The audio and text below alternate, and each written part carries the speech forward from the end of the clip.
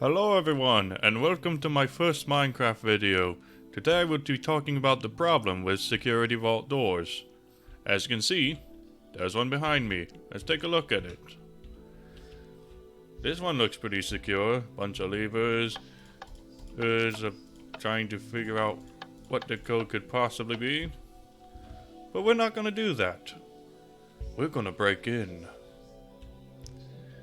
So now I'm just gonna go ahead, break the iron, walk right on through. Well, today I will address this problem.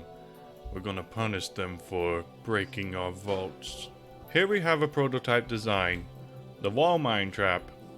You mine this bit of wall, it'll remove the floor out from under you. I tried to design this in a way that it will be able to function as a single modular piece. You punch this, you fall down.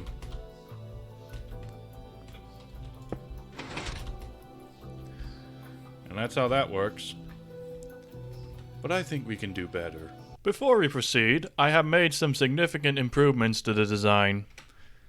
I have swapped out the block for cauldron so the block will not cause problems in the redstone, and I have swapped out this dust for a comparator. The comparator will ensure the redstone output only goes to this wall. This one is the sand trap, but we have to set it up a bit because I triggered it in the last attempt at this video.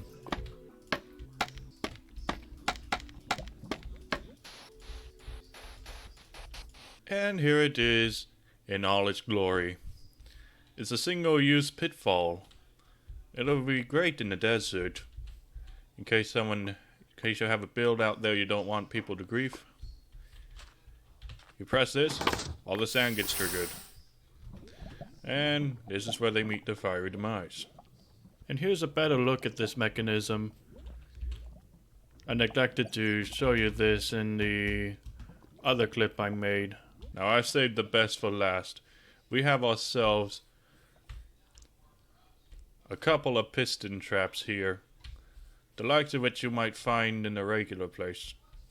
Hold on. That's better. I had the lever thrown. The idea with this one is that you have a vault door here, but it's fake.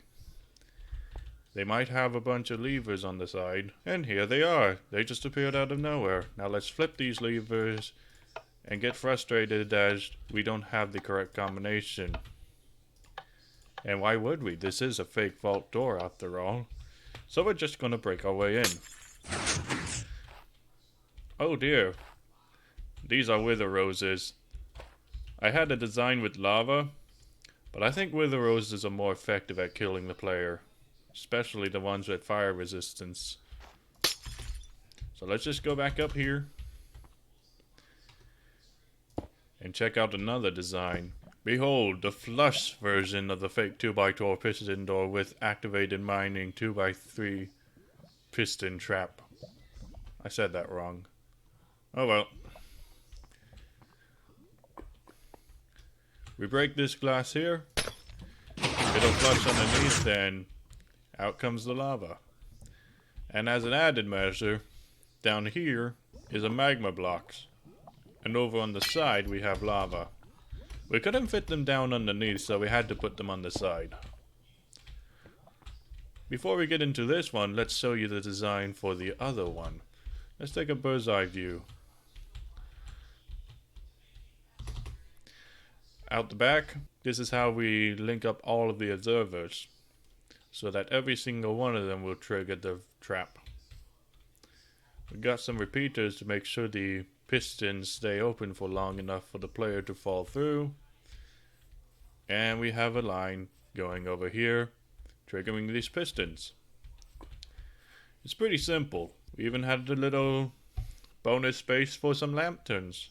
Now this one is a lot more complicated, so let's take a closer look and see what happens.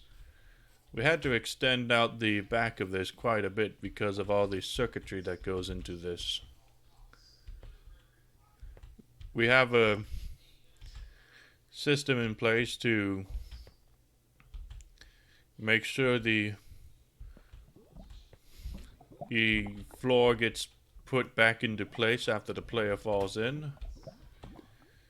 We work with 1 tick timing here in order to move the pistons out of the way so that the player can actually get burned by the lava. We have your standard flush piston design here. Maybe not standard, I came up with it myself.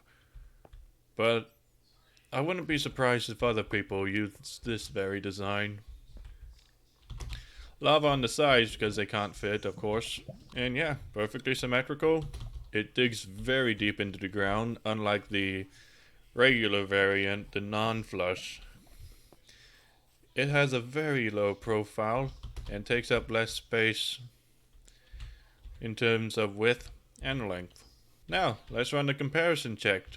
I have this handy device here to activate both of them at the same time.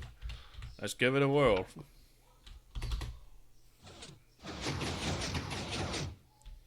As you can see, this one is slightly faster. It's simpler, and there's less circuitry involved. So of course that would be the case. Unfortunately, this thing can only really be put in a narrow space since it's not flush. I have to have some sort of tunnel.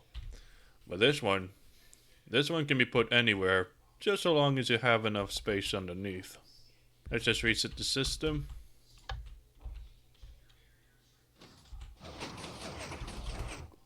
I have since made a new flush piston design in here.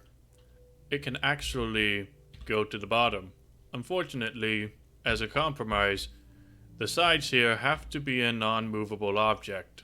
So that is one thing that might give it trap away. We made some slight modifications to the timings here in order to make sure everything works. We do have the usual comparator here, but we have a torch here instead, keeping it lit up. We also changed out the comparators here for repeaters on a second tick.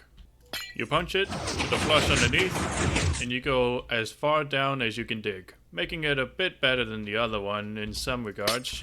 And there's that variant to show off. Alright, and that concludes the demonstration of all of this. And here's the best part. No one knows about this channel, so that the few people watching this, feel free to exploit this technology for your own gain. Mess with other players who try to invade your base. And no one will know about it until quite some time because I'm not a popular channel. Anywho, this has been Timberjack, and I am done with this explanation. Gonna do a mumbo and add something at the end of the video. I don't have plans to make 3x3 or 4x4 variants of this design, as I do not know how to make those. So if someone was to come along and make a design work in a 3x3 or 4x4 variant, they're welcome to do so. Don't even have to give credit to me. But if you were to use the standard 2x2 design, especially one showcased here, then credit would be appreciated. World link is in the description. Have a good one.